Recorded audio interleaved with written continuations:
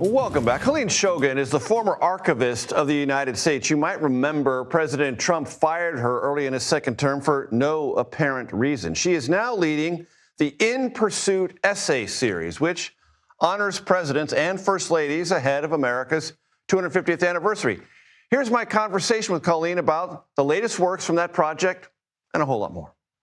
The newest essay in the In Pursuit series, Martin Van Buren. Now, there's also one I saw, Andrew Jackson. A lot of people sit up and Andrew Jackson. Well, let's hear more. Martin Van Buren, not so much, but he still deserves an essay, right, Colleen? Well, absolutely. I think all our presidents deserve an essay. Yes, absolutely. That's kind of the point, Major. Yes. You know, you want to catch up with us? But Martin Van Buren comes at a pivotal time in American history. Why? Because what's so pivotal about his time, and how was he able to measure up or not quite measure up to that testing time? Well, he's the successor to Andrew Jackson. Right. So actually, Jackson leaves him a number of challenges. There's Jackson kills the bank, as you might remember, the second bank of the United States. But that not from living memory, but I've read about it. Yes, and yeah, right. Some might confuse, looking how old I am. And then Van Buren has an economic crisis that he inherits from Jackson, and that really complicates the Van Buren presidency. And of course, he has the slavery crisis as well to deal with. Not to mention, a fair amount of the Jacksonian policy of Indian removal has to be carried out under Martin Van Buren's presidency. Another massive complicating factor. Sometimes we see this with presidents like Jackson, who are particularly forceful. We see them change politics, reconstruct politics, but it's then their successors who are often left with the ramifications of their policies. And there's a kind of painful irony about Martin Van Buren in that he was this coalition builder.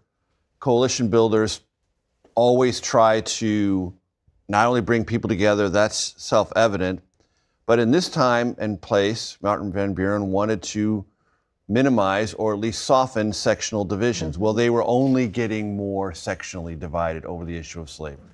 This is what we'll see from this period forward with our project, yes, with In Pursuit, is attempts by presidents. And we often view them as not successful presidents or weak presidents.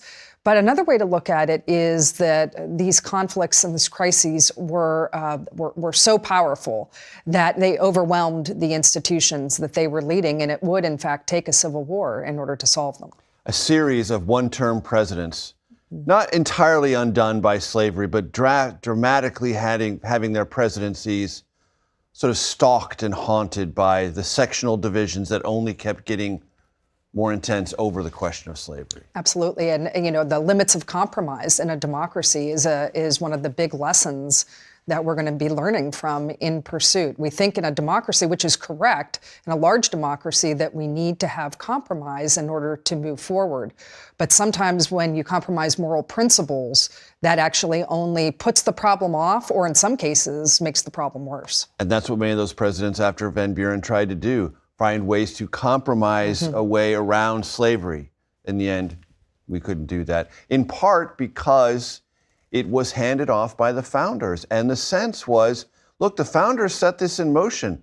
They must have been more right than wrong. There was that predilection to believe the founders had a chance on this one, kept it, so that held a lot of presidents and the political conversation back for many, many decades. Well, recall that when Thomas Jefferson drafted the Declaration of Independence, he did the primary draft of the Declaration, that there was a lot on slavery and the condemnation of slavery, and basically, even though Jefferson himself was a slave owner, but blaming England, blaming George III for the propagation of the slave trade. And all of that came out of the Declaration because, quite frankly, they couldn't get the signers for the Declaration if that stayed in. But that's the first example in which there was an attempt to deal with it or attempt to reckon with it, but it's put off.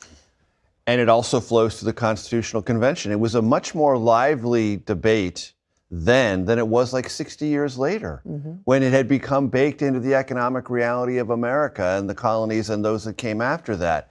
There was a chance. It was missed at the formation of our country, and then it sort of became embedded in the economic realities, principally of the South, but also of the North. They knew about it, And then it became much more harder to deal with politically. And ultimately, politics didn't solve it. That's correct. Absolutely. The Civil War had to solve it. Yeah, there wasn't going to be a compromise that was going to solve it. And of course, we know in American history there was a number of attempts: the Missouri Compromise, Kansas-Nebraska Act, the switch to popular sovereignty. But none of these attempts were actually going to be able to solve, which was ultimately a moral crisis.